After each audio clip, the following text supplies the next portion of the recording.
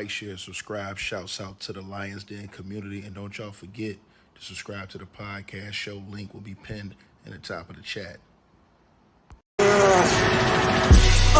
Just name the channel who can bang with us.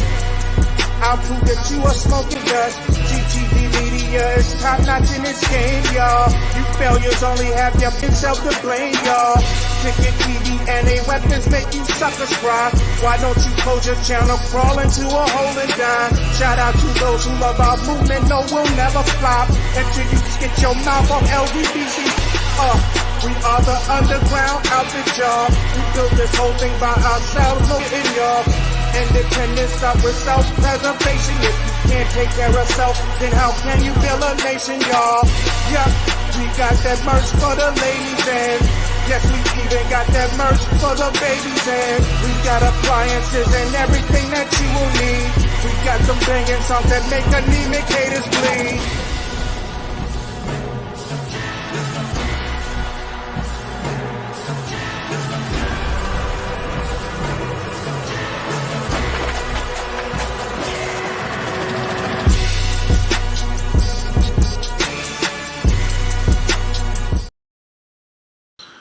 All right, you guys. That one guy, you're blocked. Get out my channel, brother. You're blocked. Salute to everybody watching this stream. Like, share, subscribe. Appreciate y'all for tapping on in. Love, honor, and respect. Y'all already know what it is, man.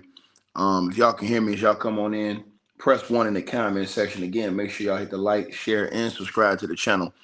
Shout out to Baby Old Bandit. Shout out to Harlem, Alden, Mr. Big Twan, Shay Harris in the building, Roger Westcott in the building. Y'all smash the like button as y'all come on in here too. I got some breaking news for y'all, man. When it rains, it pours, they say. When it rains, it pours.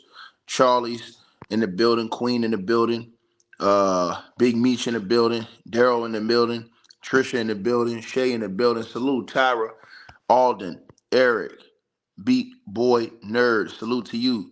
Gregory, salute to you. My boy Marco, Big Dog Marco Hinton in the building. Salute to you. KD, salute to you. You says happy birthday. Whose birthday is it? Whose birthday is it? You said happy birthday. Whose birthday is it? I don't know whose birthday it is. Whoever's birthday it is, salute to y'all. Anyways, let's keep going, man. Well, when it rains, it pours, man. And I'm gonna tell y'all something. I always thought this person on the left-hand side of your screen, former Playboy Playmate, former Playboy Playmate in the building. And let's get into talking about this lady right here, you guys. Now, according to reports, this woman is now coming out and stating that Diddy lured her to Tokyo, to a Tokyo freak-off where he made her watch J-Lo videos, an ex-Playboy model is now claiming. Now, according to the reports, as you guys can see right here on your screen, a former Playboy model who allegedly was tricked into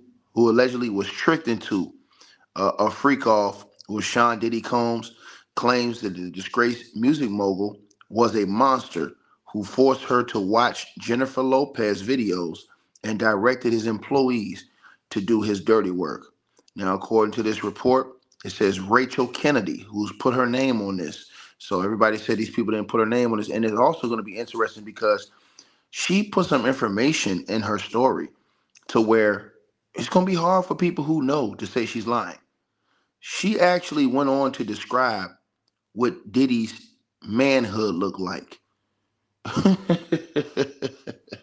Kind of hard to describe it if you've never been around that area.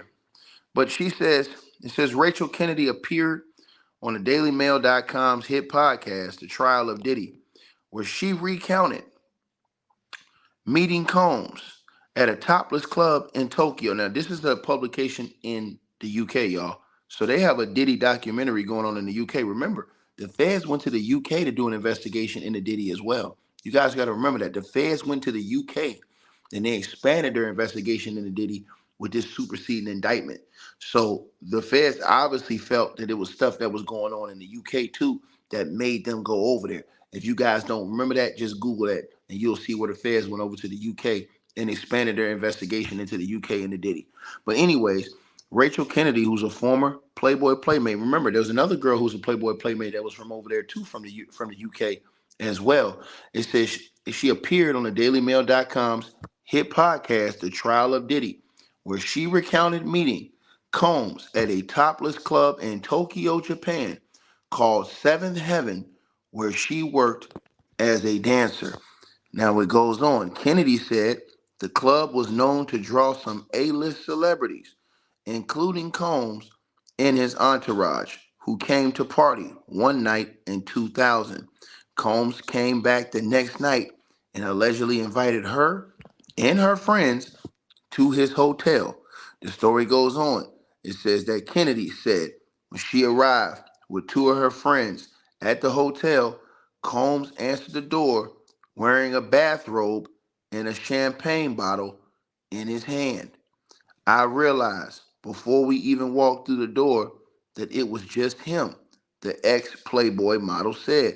I was like, this is not a party. This is not the kind of party we're all expecting. It goes on. It says it was just him by himself. I never expected that it would be just him in the room, but we went in. We didn't think anything weird. He was friendly enough to where we decided, okay, we'll just hang out with him. Kennedy said she was unaware that Bad Boy Mogul had invited her to a freak off, a term federal prosecutors said Combs used to describe wild drug and alcohol fueled parties. Combs, who's 54 years old, remains at the Brooklyn jail on charges of racketeering, sex trafficking, and transportation for purposes of prostitution. Prosecutors claim that the hip hop mogul created a criminal enterprise where he allegedly abused, threatened, and coerced women and others around him to fulfill his sexual desires, protect his reputation, and conceal his conduct. But at the time when she met Combs in the year of 2000, Kennedy said nothing would prepare her for the type of party that the rapper demanded. It goes on. She said that Combs, as she walked into the room, the mansion was already, excuse me, the television was already on and was playing Jennifer Lopez's video. The actress had been dating Combs at the time, and Kennedy said that the rapper allegedly was also speaking to J-Lo on his cell phone while they watched the music video on a continuous loop. It was kind of an odd thing to find out that we were watching J-Lo's videos, Kennedy said. It seemed a little bit creepy to me, very disrespectful since we were already in his room and there was no party going on. We were doing the C word that evening, and he said that he didn't like the D and that he didn't want anything like that around him. So we would sneak in the bathroom and do it because he said he only smoked POT and didn't want to do the D around him. After about an hour, Combs allegedly told Kennedy and the other woman to go into another room with him. He took us to the bedroom and proceeded to get naked, she said. He instructed us to go down on him, and we both did. We had quite a bit of champagne at that point, and we just did what he said. Then she said it wasn't forceful. There's nothing forceful about it. It was just, he's like, this is what I want. And both me and the other girl proceeded to pleasure him in that way. The sexual encounter lasted about 20 minutes.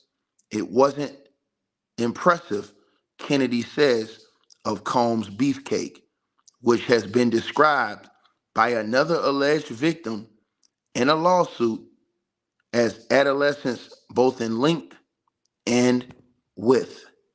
So they're talking about this in people's lawsuits, the size of Diddy's beefcake. So, you know what I'm saying? I mean, it's crazy. It says the length is fine. I mean, it's a nice average length, but the width is, pencil like. It's very thin. Unfortunately, I still remember that, she added. Right after Combs finished, Kennedy said his bodyguard forcefully barged into the room. She claims the bodyguard recognized her from the night before and was visibly angered when he saw Combs with her.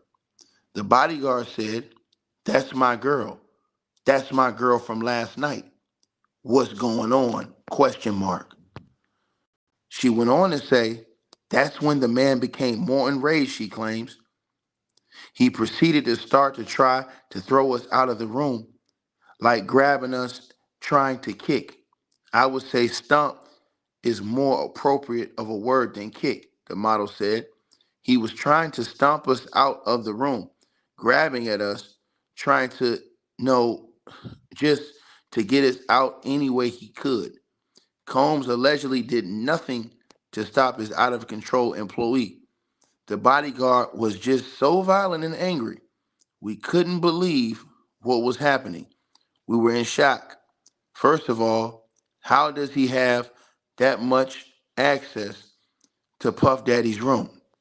That's the first thing I thought. How does he just come in like that? Question mark.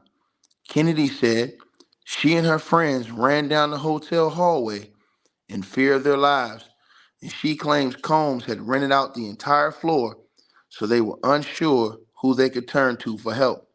Instead, they made it to the elevator and got away. Once in the lobby, Kennedy claims she used the house phone and called Combs' room multiple times. He picked up and I said, "What's going on here? Why is he trying to hurt us? Why was he so angry and violent?" Kennedy said. "It was above and beyond a reaction that didn't have to happen. He just kept hanging up the phone. Years later, knowing what I know now, I think we were more than lucky." Kennedy said seeing now the viral hotel surveillance footage of Combs kicking and attacking his former girlfriend and singer Cassie Ventura at a Los Angeles hotel in 2016 triggered her memory of being violently chased out of Combs' room. While she doesn't compare herself to the alleged victims who have filed lawsuits claiming they were sexually assaulted, all-worded, and threatened by Combs, Kennedy said it was ultimately the bad boy founder who controlled the situation. "In no way do I compare myself to these other people that have been brutalized by him, but it makes sense now that I see everything that's going on," Kennedy said. "He's the puppet master of this, and that's why people think it's okay, because he's teaching them that this kind of behavior is acceptable, and that's regular people. They aren't celebrities or executives or whatever. We don't matter. Our lives matter. We're just nothing to them. We're disposable." The DailyMail.com has reached out to Combs for comment. His attorneys have previously denied all allegations in his criminal matter and various civil lawsuits.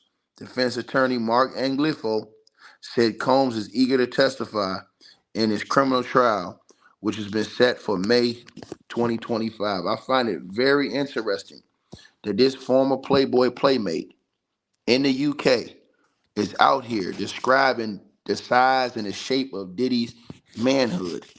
And that's going to be crazy because they're saying that that's what some people are doing in the lawsuits too. Some of those people who filed lawsuits were describing the Diddy's manhood. So that's going to listen, bro. If you're a youngin and you are describing this man's manhood in a lawsuit, I mean, bro, listen. They may make Diddy do the strip down test. You know what I'm saying? To see if that stuff add up, man. I mean, because listen, how could any of those people know what he looks like if they've never seen him before? I mean, I mean, that's just the truth. You know what I'm saying? Now, this woman, she's not saying that Diddy, took it from her.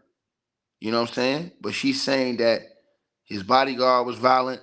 The man was playing J-Lo video all over the TV when he came in, and she thought he was talking to J-Lo on the phone as well. And that, she said that she willingly, her and the other girl, serviced him. But she said that, you know, um, you guys go read the article, man. You know what I'm saying? It's getting real crazy, man. But you guys, again, man, y'all definitely let me know what y'all think about this, man. Like, share, subscribe, man. You know what I'm saying? They name dropping now. This another person that don't name drop J Lo in her story, man. This is unbelievable stuff, man. Y'all let me know what y'all think. Let me know what y'all feel. Like, share, subscribe, everybody. Ring that bell.